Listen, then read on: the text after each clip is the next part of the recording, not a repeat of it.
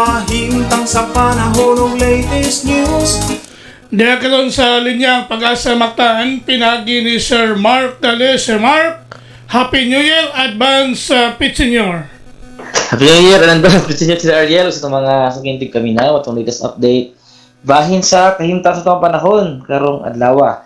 Sabi ka karon wala tayo ginamonitor nga LPA o bagyo diri sa sulod o duol sa itong Philippine Area of Responsibility.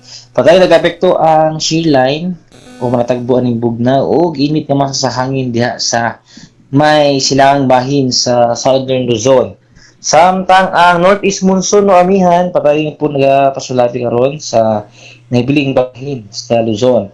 Kining easterlies mo ay nagapasulabi sa nahibiling bahin sa nasod target na diri sa Kabisayaan and diri sa Central Visayas karong adlaw makasinyati ta sa may tempo sa panahon gawas na lamang sa mga lumalabay ang mga patak-patak ng mga pag-uwan pagpunugdog kilap gumikan sa easterlies. Para sa kahimtang sa hangin o sa katagatan diri sa Kabisayaan, doon na pagkakita sa natin nga hinay nga ito na sa kasarangan na paghuros sa hangin kikan sa amihanan silangan ito na sa amihanan di na ito katagatan doon na po hinay ito na sa kasarangan ng mga pagbalod. Diri sa Cebu ito katagatan, doon ay hunas karong alas 11 sa buntag mo taog unyang alas 2:24 sa hapon. Temperatura karong adlaw magasukod gikan 25 ato na sa 31 degrees sentigrado. Ato ang haring adlaw mo sila pero alas 6:04 sa buntag mosalop unyang alas 5:37 sa hapon. Philippine Standard Time alas 5:33 na sa kabuntagon.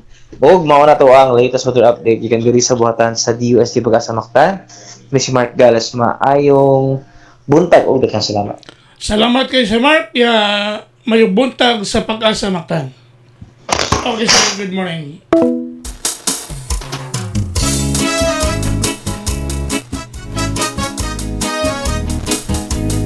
Inyo gadabate atong dagan sa kahimtang sa panahon nining adlaw ga Miyerkules Pizza City bulan sa Enero tuig 2026. Pinagi ni Sir Mark Gales ang atong weather specialist gikan sa Pag-asa Mactan nga naghatod sa atong dagan sa kahimtang sa panahon kon weather update. Salamat kayo sa Pag-asa Mactan ug mayong buntag kanatong tanan.